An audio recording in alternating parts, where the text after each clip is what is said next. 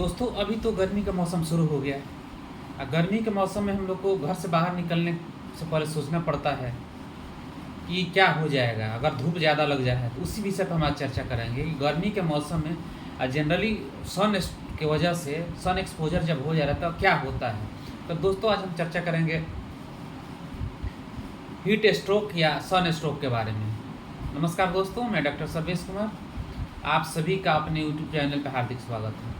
दोस्तों आज हम चर्चा करेंगे हीट स्ट्रोक या सन स्ट्रोक के बारे में, जिसको आम भाषा में हम लोग लू लगना बोलते हैं। जैसे बाहर निकलते हैं धूप से की वजह से जो कॉम्प्लिकेशन होता है। तो दोस्तों इसमें हम बात करेंगे कि अगर आपको हीट स्ट्रोक हो गया है तो क्या क्या कैसे आप पहचानेंगे कि आपको हीट स्ट्रोक हुआ, कैसे पहचानेंगे कि आपको सन स्ट्रोक हुआ है या कोई अदर दिक्कत है, क्या इसका सिम्टम्स है, किस वजह से हो जाए, कैसे हमको बचना है इससे, क्या मैनेजमेंट करेंगे कि हमको सन स्ट्रोक नहीं हो, और हेमोपैथिक आपको कैसे हेल्प कर सकते हैं। तो दोस्तों शुरू करते हैं। दोस्तों सन स्ट्रोक में क्या होता है कि अगर हम बाहर निकलते हैं, हमारे बॉडी का जो टेम्परेचर मेंटेन करने के लिए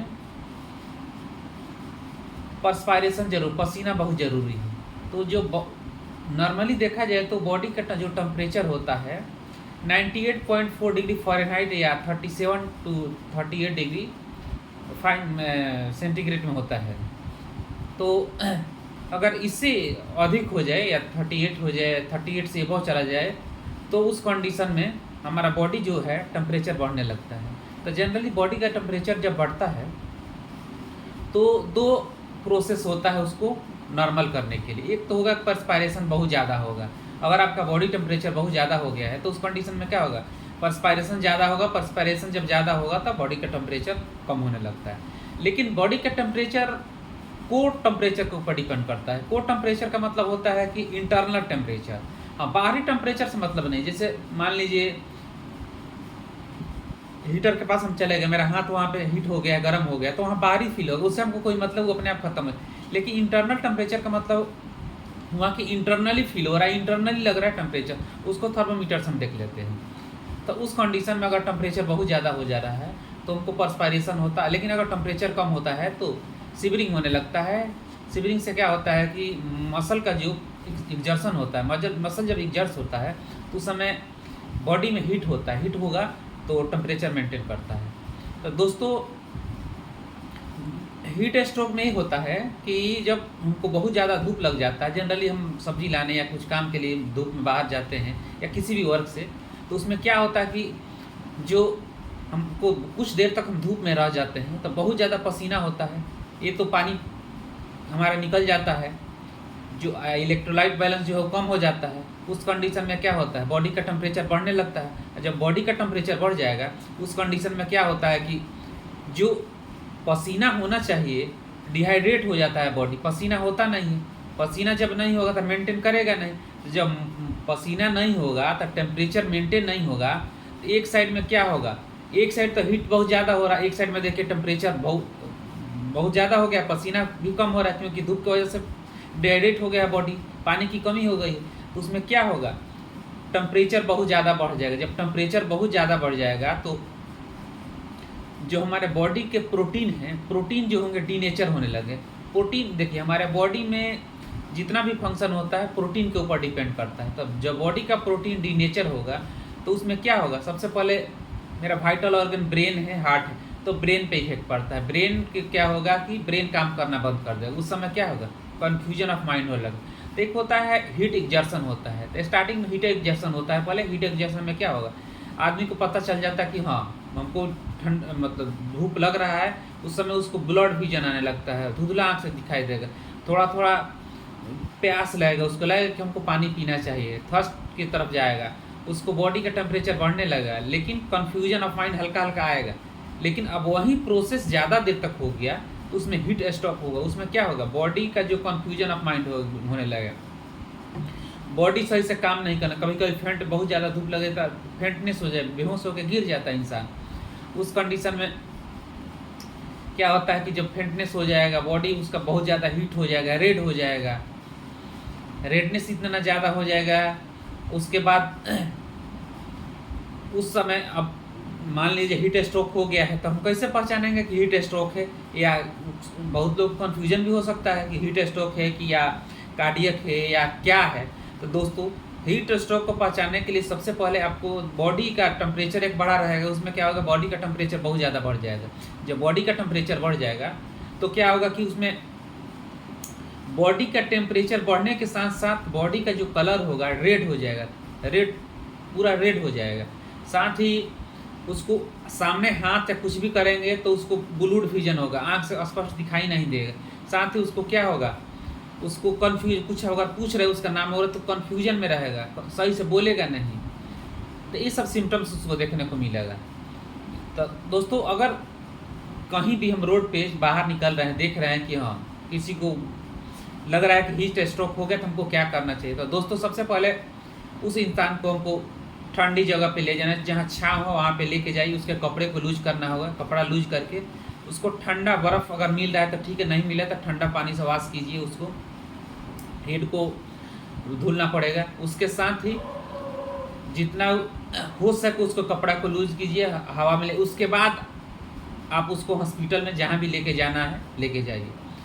तो दोस्तों, अगर इससे बचने के लिए हमको क्या करना चाहिए? अब खैर तो हो गया है, जिसको बाहर निकला है उसको हो गया, लेकिन हमको क्या करना चाहिए कि हमको नहीं हो?